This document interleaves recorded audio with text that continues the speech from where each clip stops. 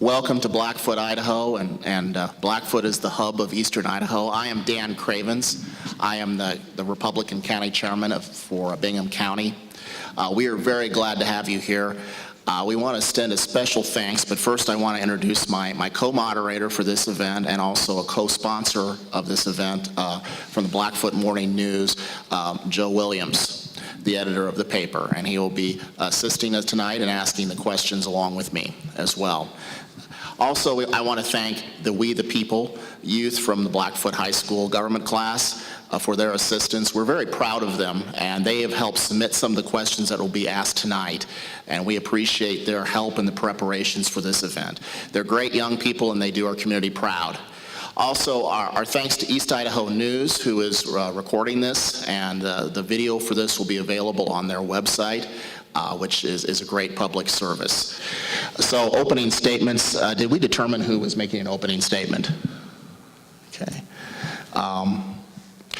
If you, Ms. Brody, would you go ahead and give the opening statement? Sure.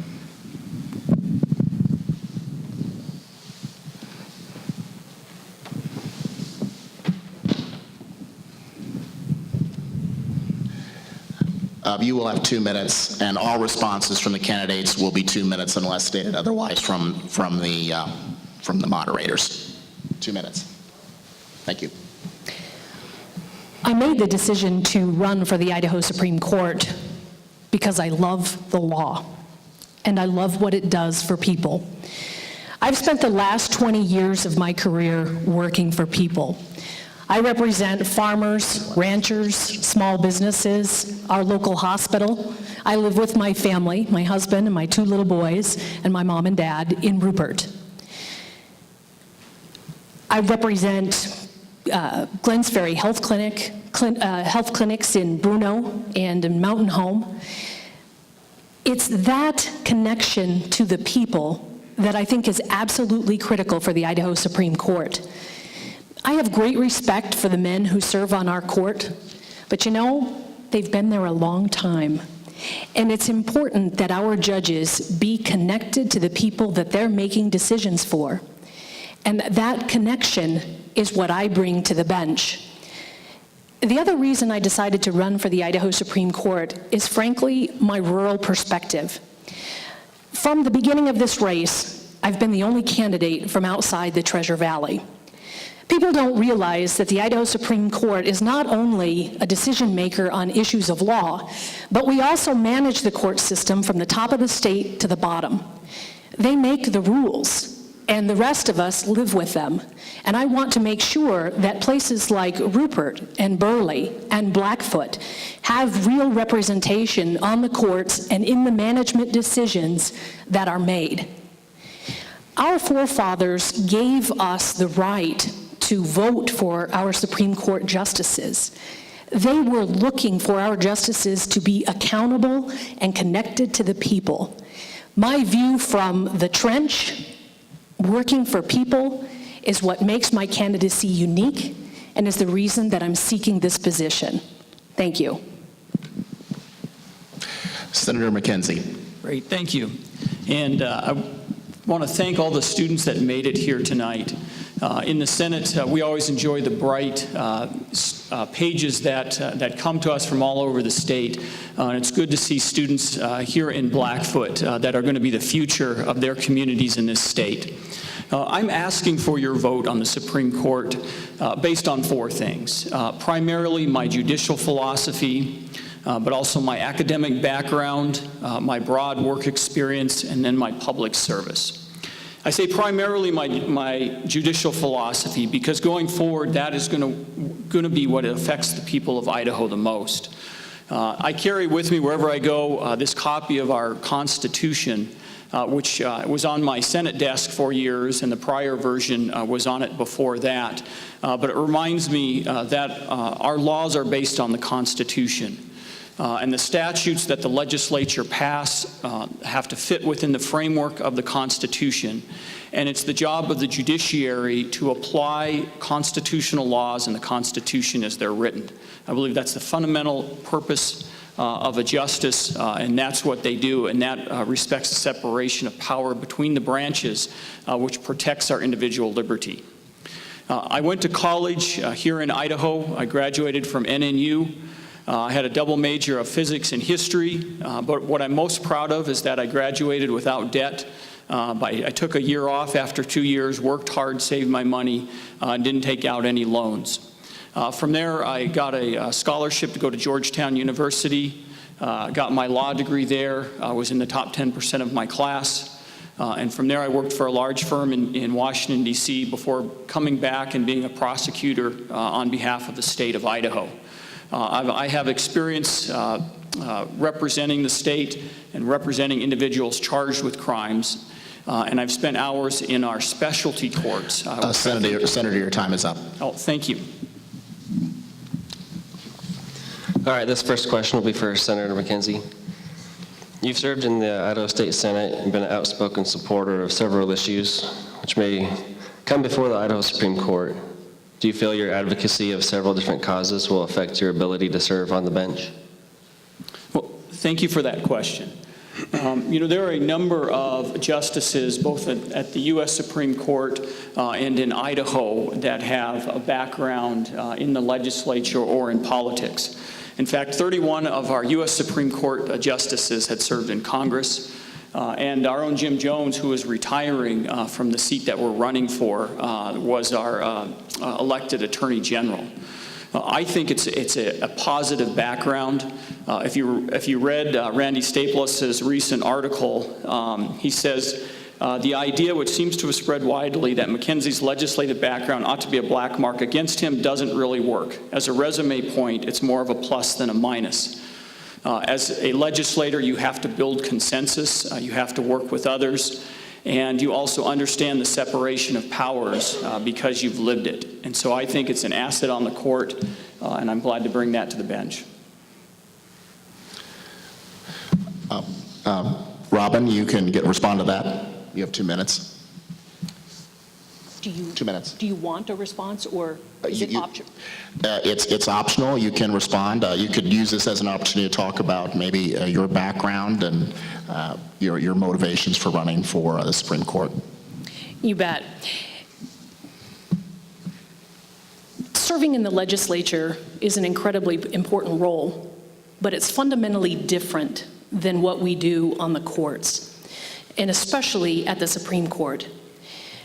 Over the last 20 years, I've handled 9 cases in front of the Idaho Supreme Court. And when I walk into that courtroom, I want someone who understands the law, applies the law, is going to be fair and impartial, and who understands the decisions and the impacts that are going to be made in that courtroom. Serving, understanding that separation of powers is absolutely key. The other thing that's key is there are moments in time when an Idaho Supreme Court justice has to be willing to stand up, protect people's rights, and take points of views and positions that aren't popular. And that's the real role of an Idaho Supreme Court justice. Thank you. The next question is for Robyn Brody, and the question is as follows. Many Idahoans consider themselves to be pro-life. Senator McKenzie has been endorsed by Idaho Chooses Life. Regarding the issue of abortion, where do you believe the Idaho Constitution stands with regards to protections for the unborn and a woman's ability to end a pregnancy? You know, the issue of abortion is tearing our nation apart. The reality is that the Idaho Supreme Court and the Idaho Constitution don't determine that issue. That decision was made in Washington, D.C. in 1976. The Idaho Supreme Court, as difficult as it is, doesn't play a role in redefining that law. The Idaho Supreme Court is what I call the court of the ordinary. We decide incredibly important issues that affect all of us, but it's not the things that make headline news. And that's part of the division of the federalist, or the creation of the federalist system that we have, that division of responsibility. When it comes to the Bill of Rights,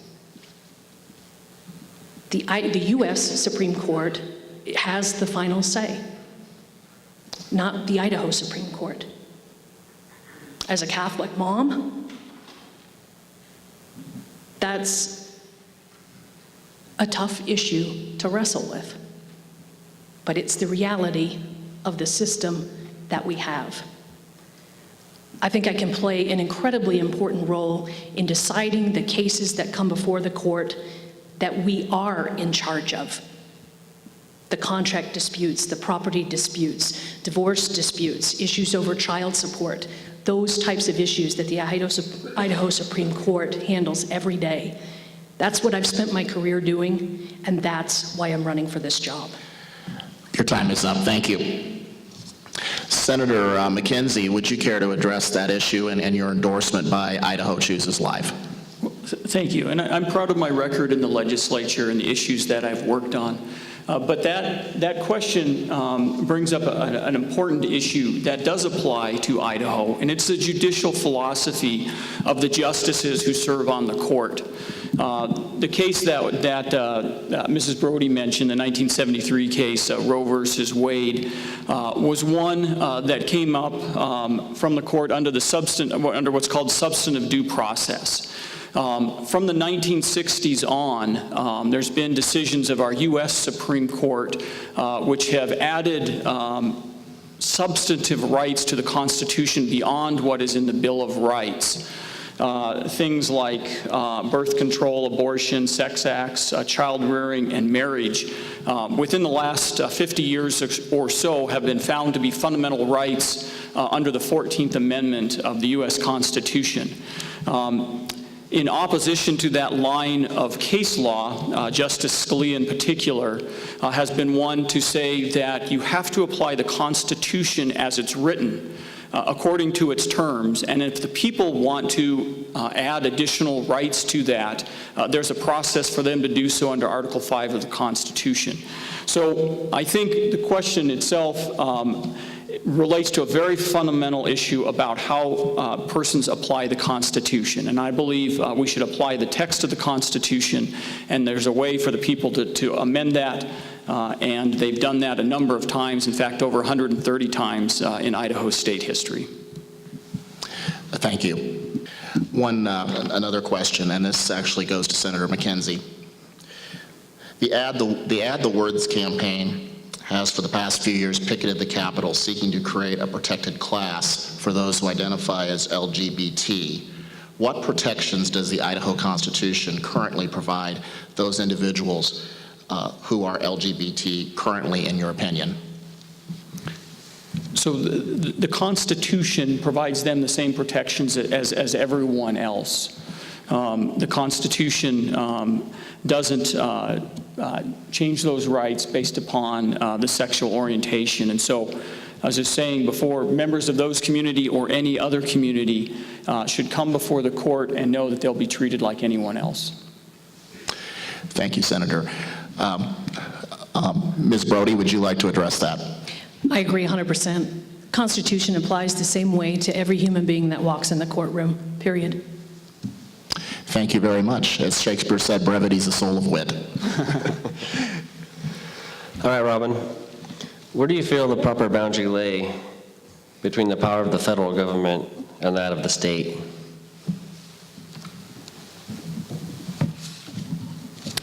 That's an incredibly difficult issue. The 10th Amendment means something. Those rights that weren't given to the federal government belong to the states. And I believe absolutely that the states have the right to exercise the full powers. It's it's incredibly hard sometimes dealing with just, you have to, from the judicial standpoint, you are dealing with that division of power on a case-by-case basis. In other words, let's take an issue like employment law, employment benefits. That's generally speaking an issue that gets preempted in many areas by federal law. But the state of Idaho still has a full range of employment benefits that it can govern as well. And it's hard to know as a justice without looking at a particular case and the particular history of the law, exactly where it is. Now, when you're talking about issues like federal lands, I can tell you I represent a lot of ranchers. And wrestling with the federal government is incredibly difficult. I know I've traveled throughout this state, through Orofino, through Chalice, and I see the very real problems that are created when 66% of the land in your state is controlled by the federal government and not the people who live here, and what it does to our economic base, what it does to our tax base. And those are issues that our governor and our legislature, both at the state and federal level, are going to continue to wrestle with. But for the judiciary, it's on a case-by-case basis. That's time on that question. Thank you. Senator McKenzie. Thank you. So of the students, of the We the People students here, how many of you had to read any of the Federalist Papers so far? All right, so like most of you.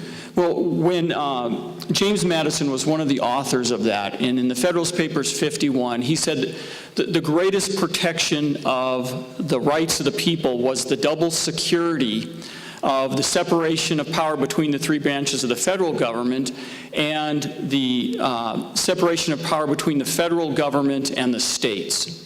And when he wrote that, states had much more power than we think of today. For all of our lifetimes, it's been that way.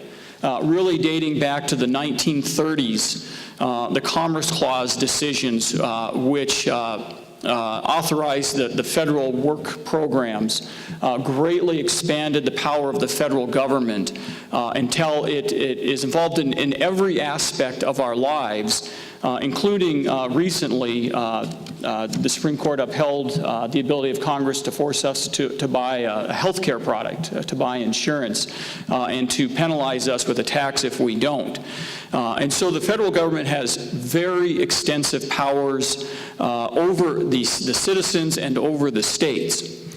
And as a Supreme Court justice at the Idaho court level, we are bound by the decisions of the U.S. Supreme Court with respect to the U.S. Constitution and federal statutes. And so I would say it's critically important on this issue of federalism, who's on our state court, but also who's on our federal U.S. court, who makes those determinations about what limitations there are on states' rights. Thank you, Senator McKenzie. I'm going to give a reminder to the audience. We are handing out note cards. If you wish to submit a question, now would be the time to do that. At this point in our debate, we're going to move to the portion of the debate, one of two portions of the debate, where questions are addressed by each candidate to the other candidate. So we will begin with Senator McKenzie and have him ask a question of Robyn Brody. Okay. So, Mrs. Brody, this is a question that we've addressed at some forums, and it relates to litigation and the costs. Do you believe that the expenses and time involved in civil litigation in the state are appropriate? What role should the judiciary have either to maintain or improve the cost and time it takes to take a case through the process? Well, the time and expense that are involved in a case, it's an important factor. It's a critical factor because what it does is it determines who has access to the courts in the state of Idaho. That's the bottom line. It is incredibly expensive and time-consuming for folks to be involved in litigation. And I know that's a huge concern for me. I live in Rupert, and there is a lot of poverty, and a lot of people don't have access to basic services in the courts, things like how do they get divorced? How do step-parents adopt children? How do we get names changed for children? Some of the very basics. And I would love, as being on the Supreme Court, to really take a look at ways that we can improve access to the courts and provide opportunities to help people handle cases on their own through the system. We do that to some extent now. We have forms and things like that available, but I'm talking about a real interactive form system, and even taking on the bar to ask them to participate in some real, just, every couple of months, having a clinic where people can come in off the streets and ask questions. It's an incredibly difficult issue, and as far as Mr. McKenzie, as far as the overall costs of litigation, I think there are important questions that we have to ask, in terms of like commercial litigation, for example, where I think the bar, where we really need to be asking ourselves what we're doing, if it's the right way to serve our clients, and if we're doing everything that we should be doing to make sure that we're keeping costs in line. It's an important issue in this state, to be sure. Thank you. Ms. Brody, it's now your opportunity to ask Senator McKenzie a question. So, Senator McKenzie, if you're elected to the bench, is there some type of program or pet project that you'd like to take on as a justice in the court system? Well, thank you. That's a great question, because as you know, Justice Jones, who's retiring from this seat, had focused on pro bono, and I know you do pro bono work. I do as well.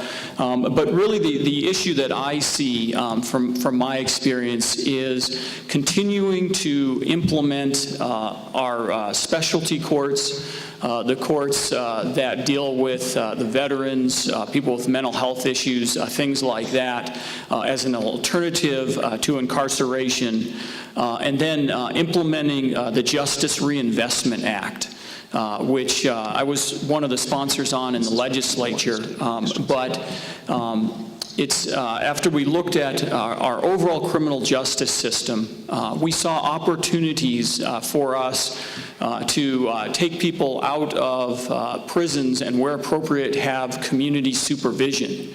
And that means that we have to invest in the probation and parole officers. We have to make sure that they have the appropriate programming. And the courts are going to have to be a part of that. And so as that's implemented, I think there's a definite role for the Supreme Court supervising the court system in that way. Thank you, Senator. Would you like to ask Robyn another question? Yes.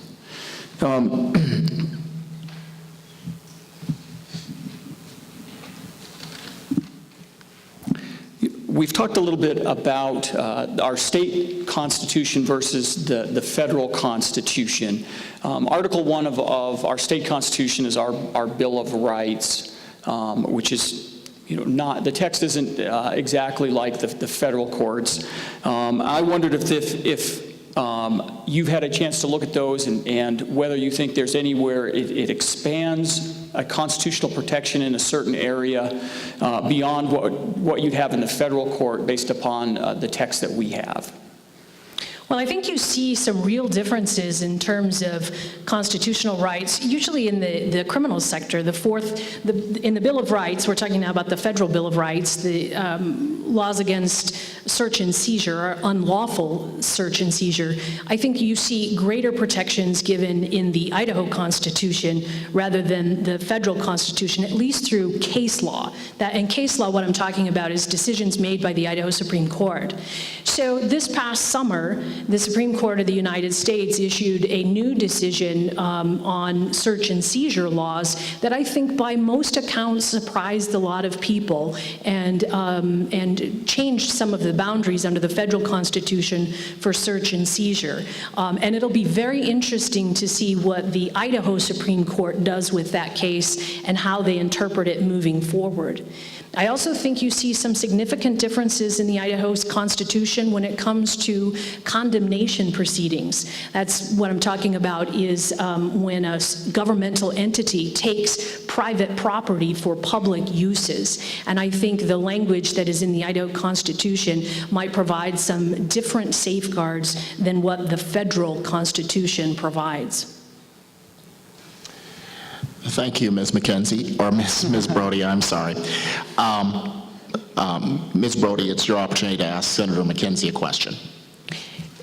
So if there's one thing that you could change within the judicial system today, what would it be?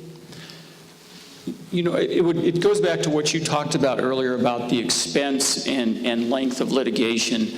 When I'm dealing with people who come up before district judges or magistrates, the thing that I find that is the most frustrating for people is that they don't understand what's going on, and it takes the time involved is so significant, and it's just such an expensive process.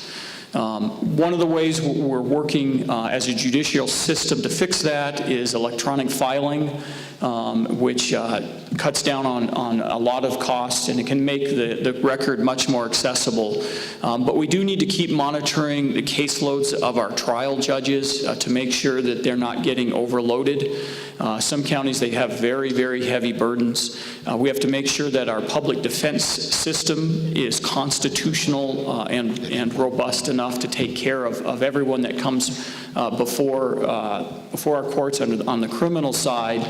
And on the civil side, where we can, use alternative dispute resolution to resolve disputes at much, much less cost to the participants. And that's something that we have a court have done, but I think we can go much farther in implementing those kind of things.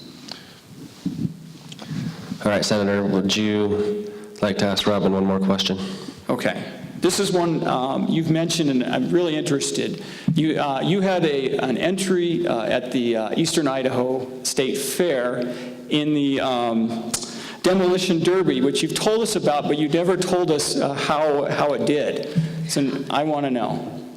You know, Roy Meyer did an amazing job driving that car that night. I loved cheering him on from the sidelines, and so did my 11-year-old son. And Roy was impressive, and it was a fantastic event. You know, I'll tell you, the Eastern Idaho State Fair, the best part of this campaign has been traveling around this state and participating in the community activities, everything from the Preston Night Rodeo to the 4th of July celebration in Idaho Falls. And being able to be part of your Eastern Idaho State Fair tradition was fantastic. I mean, I showed up here on a Tuesday and in the middle of the day, and I could not believe the number of people that were here at the fair taking part, and it is just a fantastic tradition. And I did have just a wonderful, wonderful time. So thank you. Well, very good. So we're going to move to the audience question of the debate. Between the questions that have been asked by the candidates to each other and the questions that have been asked already by the moderators here, we have one audience question that is not a duplicate. So I'm going to ask that question, and then I think what we're going to do at that point is move to some student questions. We have several excellent student questions, and we're going to move to that point with those questions. So the question, and I believe, who was the last one that had a question asked? I believe it was, it's your turn. So the question goes to Robyn Brody. And are you in favor of HJR 5, the proposed constitutional amendment? If I'm elected to the bench and the voters of the state of Idaho say yes to that amendment, I'm going to uphold it. That's my job, period, end of story. When it comes to the issue of, am I going to vote for it, or do I think it's a good idea, the reality is that that's a decision that every voter in the state of Idaho is going to have to make. The reason I can't speak to the issue of whether it's a good idea or not is this. At the heart of that amendment is an Idaho Supreme Court decision. There's an Idaho Supreme Court decision that basically gives the legislature the right, or approves, rather, I should say, approves the legislature's right to have the last word over administrative regulations. And that issue about whether that's an appropriate separation of powers could come before the Idaho Supreme Court. And because of that, there are judicial canon restraints that prevent me from taking a position and telling you whether I think it's a good idea or a bad idea, because it's a case that could come back in front of the Idaho Supreme Court. So it's a decision that every Idahoan's going to have to make and wrestle with. Thank you. Senator, you're in the legislature. Do you have thoughts on this? Well, I can say what my record was in the legislature, because I was the floor sponsor of HJR 5, and it passed the legislature. And I'll tell you the background for that, and the contrast between the federal government and the state of Idaho on agency regulations. In the first over 110 years of our country's history, there was no federal agencies. It wasn't until 1887 that you had the Interstate Regulatory Commission. But just in our recent history, since our bicentennial, 1976 to today, there's been almost 200,000 regulations at the federal level. The U.S. Chamber of Commerce says the cost to comply just with those is about $2 trillion. And just recently, there's been some very, very significant ones under the waters of the United States, the Clean Power Plant Project, and National Ambient Air Quality Standards. And so at the federal level, there's not much regulation from Congress over the agencies that do that. Idaho is one of 41 states where there is some review of the agency rules. And when I debated this on the Senate floor, I said that's an appropriate policy, because the people, through their elected representatives, the legislature, should set policy, and agency rules should be within that policy. Thank you, Senator McKenzie. So let's... All right, so we're going to start with the student questions, and we'll just call the student up and they can come and ask their question at the microphone. So Allie Pack, we'll start with your question.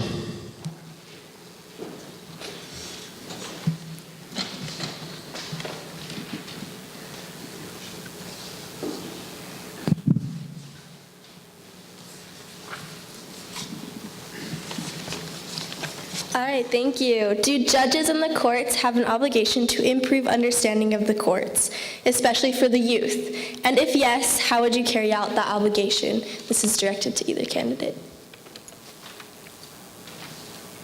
We'll let you go first, Robyn. Thank you very much. And the answer is absolutely. I think the Idaho Supreme Court plays a role in making sure that students of every age understand the court system. It's imperative.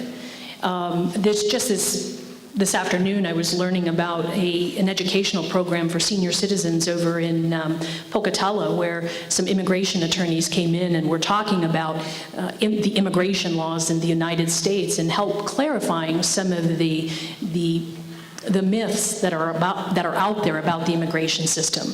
I think there is so much that the court system can do to help educate young people, old people, to educate everyone. One of the toughest parts about this race is oftentimes, even when I'm talking to attorneys, one of the first questions I'll get is, do you mean we really vote for our Supreme Court justices?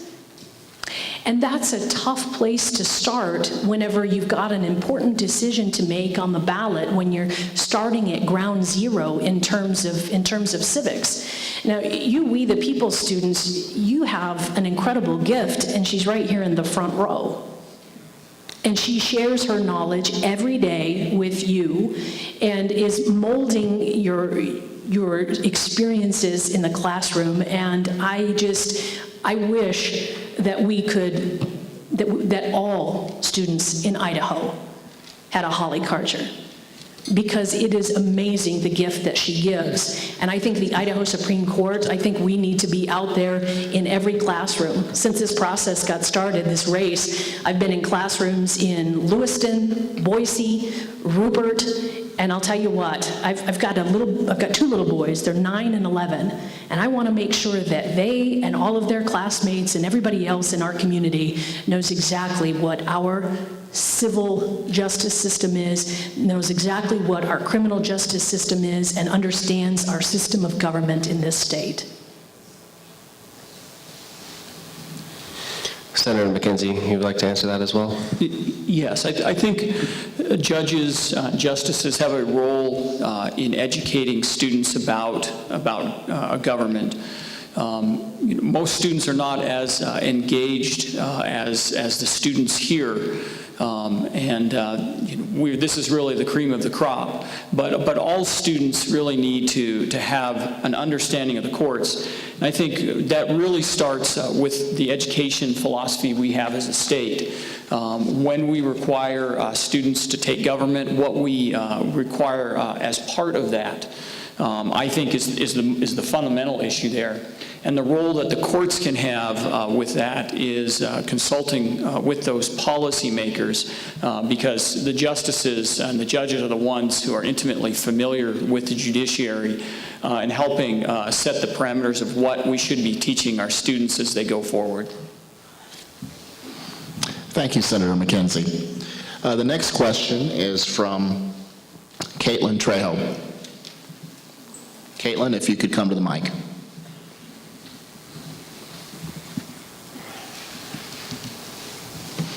It's a long walk to the mic.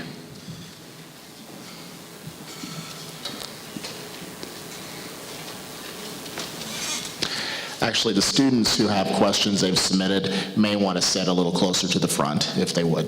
Caitlin? Okay, so some scholars believe a constitution is a living document which grows to recognize additional rights, while others argue that a constitution should be interpreted according to original words and meaning. What position do you guys take and why? I think it's Senator McKenzie's. Senator McKenzie? Thank you. And that's a great question, because there is a serious divide on that issue that we see at the federal court. There's 4 justices who believe the Constitution means what it says in its text. There's 4 justices who believe that it's a living document that can expand, putting limitations on the states beyond what is in the Constitution and adding rights that don't appear in the Bill of Rights. The 5th vote was Justice Scalia, who just passed away. And at the federal level, the next president is going to fundamentally alter that court because they're going to appoint very likely 2 to 4 justices who could go either way on that issue. Personally, as you've heard me describe, I believe that it's an important protection of our individual liberty to apply the Constitution as it's written. The text of the Constitution says what it says, and the words have the meaning that they had when it was ratified. And if the people want to change that, if they want to add new rights or they want to put additional limits on the states, Article 5 is the process that that they can do that, but it shouldn't be judges setting policy from the bench. Thank you, Senator. Robyn, would you like to address that? Sure. You know, Justice Scalia was, of course, a lion in the law. Incredibly spirited, sometimes divisive, often divisive. But I'll tell you what, there's one thing that I think scholars around the country, regardless of which side of the political spectrum they sit on, recognize that he did for how we lawyers approach the law, how we interpret the Constitution and the text, and that is, you start with the text itself. That the words matter, that the meaning of those words at the time that they were written matter, and that's how we make decisions. So Mr. McKenzie and I aren't any different on that view. Thank you, Robyn. All right, our next question will be from Brogan Martin.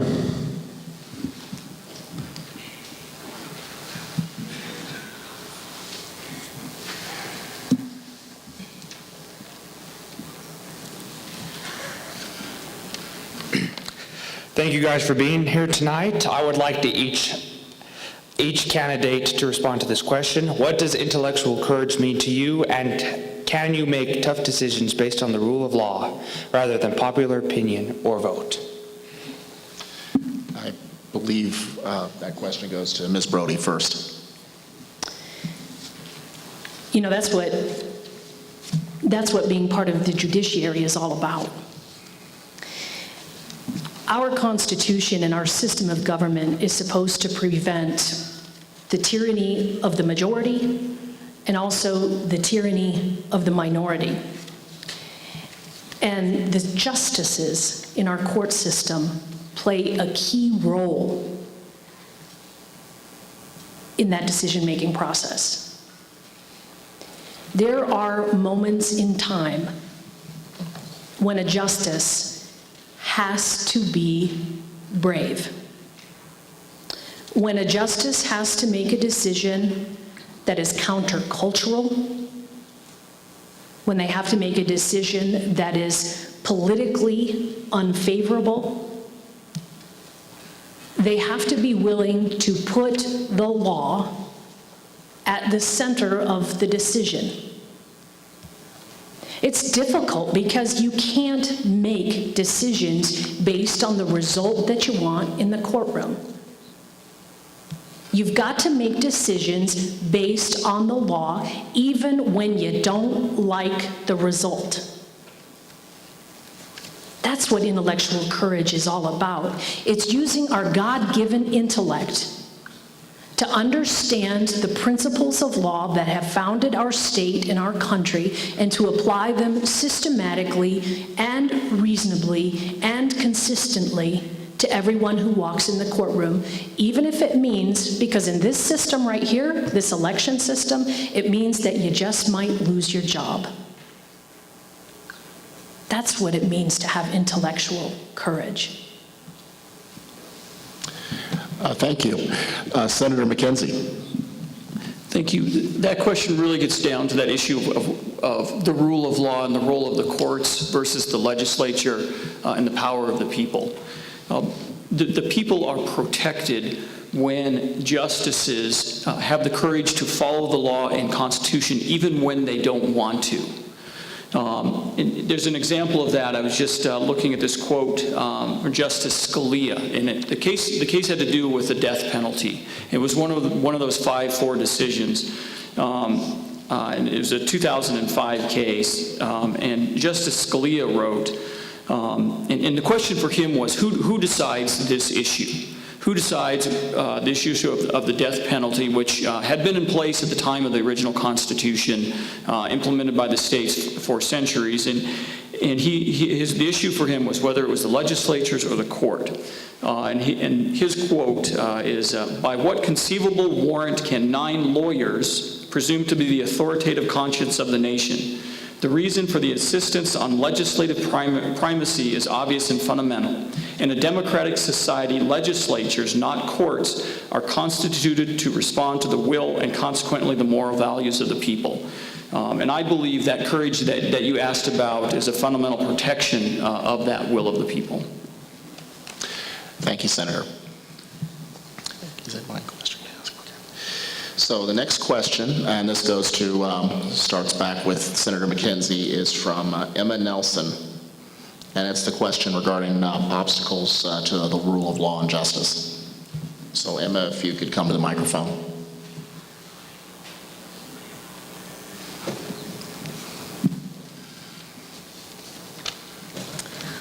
Okay, my question is for both candidates, and it's, what do you consider to be the biggest obstacles to justice and the rule of law? Thank you.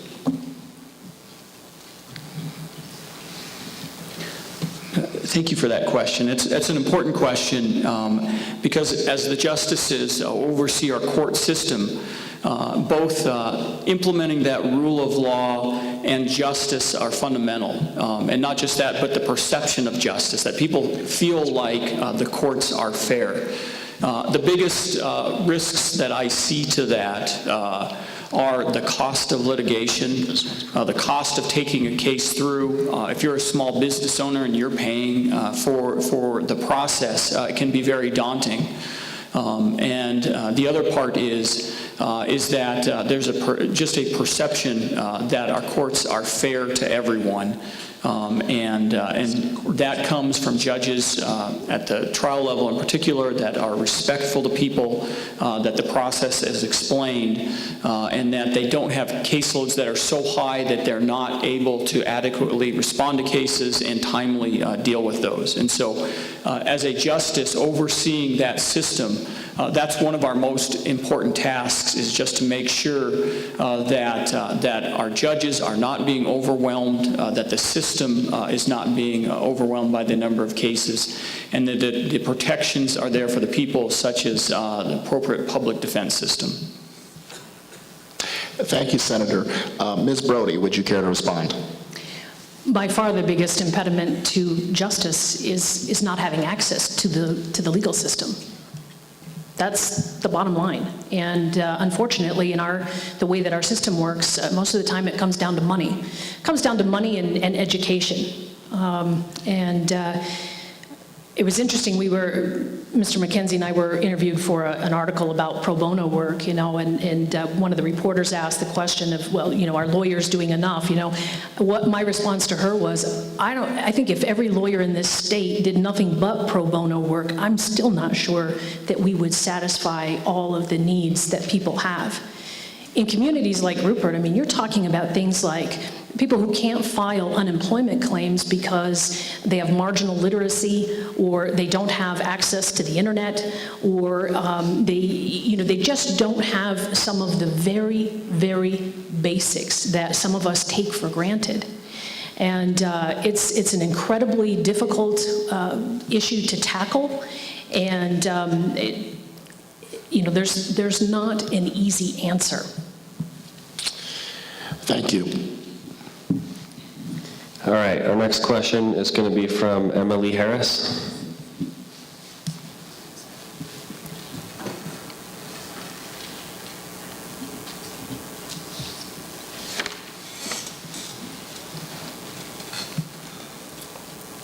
All right, my question's for both candidates. Some people believe judges should be appointed rather than elected because contested elections may taint the position of the judge, which should be neutral and not political. Which position do you take? Should judges be elected or appointed, and why? Robyn, we'll let you go first. Neither system is perfect. If you think that the appointment system is not subject to political influence, that's wrong. Of course, the election system can be subject to political influence. I guess where I come down is I'm a huge believer in our jury system. And I guess I liken this election process to having the vote of the people, having a jury make the decision about who should sit on the courts. Now, one of the biggest issues we've got is educating people, educating them about what the court really does, educating them about what's important on the court, educating them about who should make those decisions. That's a difficult task. But ultimately, I would always put my fate in the hands of the people, always. Senator McKenzie. Thank you. This is another good question. In fact, I was at a conference in Oregon a couple months ago, and Judge Alex Kaczynski was there, who was a member of the Ninth Circuit Court of Appeals, where they're appointed, and he was saying, well, you should be appointed because that takes politics out of the process. But any of you who remember Robert Bork and his confirmation hearings, where there's a new word called borked, because the way they treated him, or the process that Clarence Thomas went through in the court system, or even right now, where you have basically a lame duck president trying to appoint someone to the U.S. Supreme Court, and the U.S. Senate saying we're not going to have hearings now, which is a constitutional power that they do exercise. Here in Idaho, like many states, the people choose who their justice is, and I think that's an appropriate process. I trust the people, and I think they'll make the right call. Thank you, Senator McKenzie. We've gotten several audience questions. We're also running out of time, so we're going to have time for one more question. This is addressed to you, Senator McKenzie, from the audience.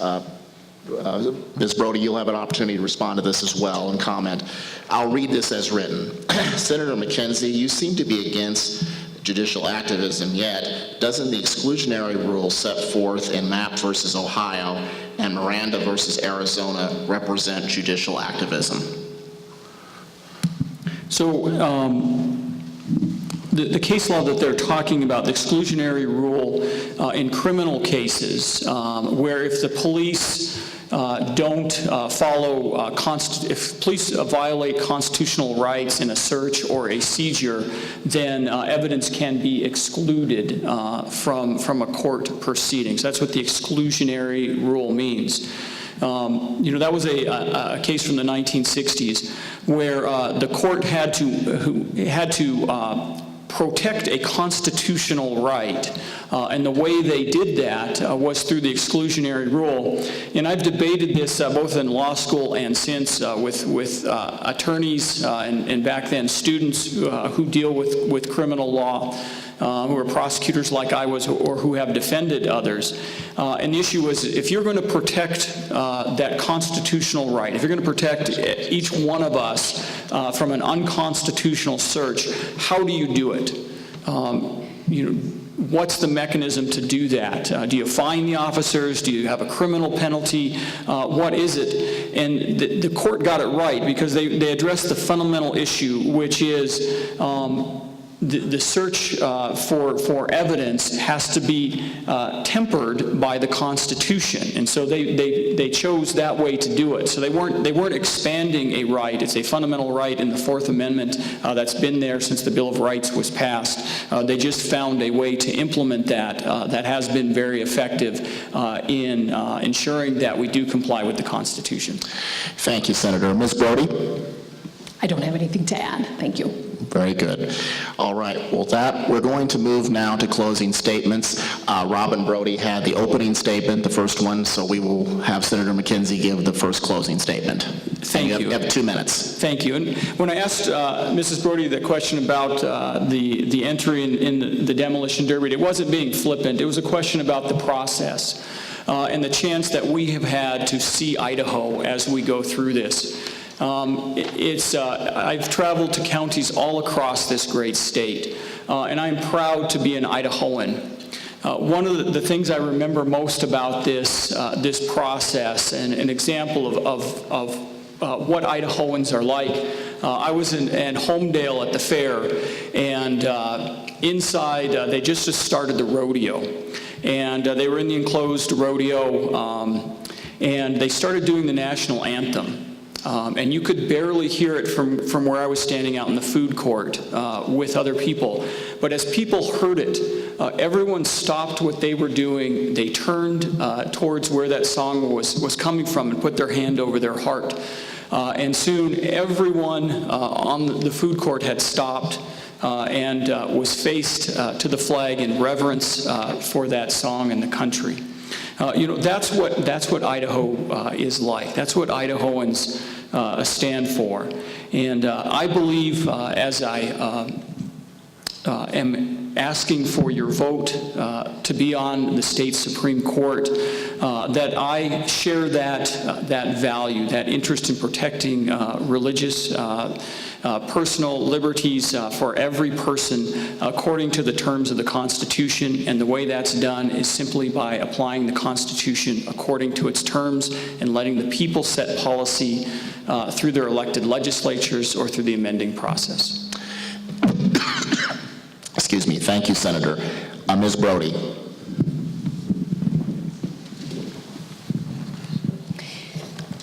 So if we were to travel back to Independence Hall, we'd find the chair that George Washington sat in during the time that they were debating the Constitution of the United States.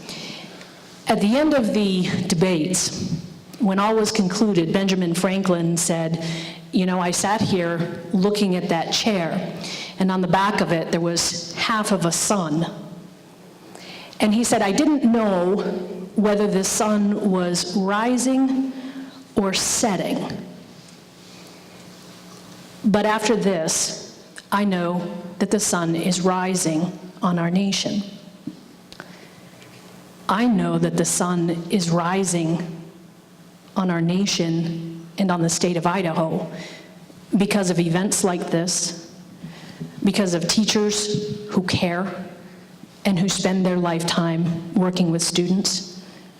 The sun is rising because of the young people in the back of the room who spent so much time and so much energy putting together incredibly thoughtful questions, thinking about our judicial system, thinking about our system of government, and what is good for all of us.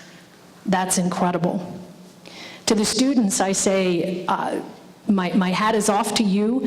You're going to have a great time this year, and I applaud all of your efforts. You know, I spent a lot of my time in high school in the speech and debate room, and in the, we had a student congress is what we called it. And, you know, it helped me pay for college. I got a scholarship doing this type of thing. And you have so much to look forward to, and the state of Idaho has so much to look forward to. So thank you to everyone here in the audience tonight, and thank you to those who helped sponsor this event. Thank you, Ms. Brody. That concludes our debate tonight. Let's give a special round of thanks to our We the People students here from Blackfoot High School. They actually took time to decorate this beautiful Idaho, very patriotic cutout of the state of Idaho here. Also, thank you to the sponsors. Thank you to BPAC and Blackfoot High School for having us. On behalf of the Bingham County Republican Party, our other sponsors, the Morning News, the State Journal, East Idaho News, who came to cover this, we all encourage you to vote.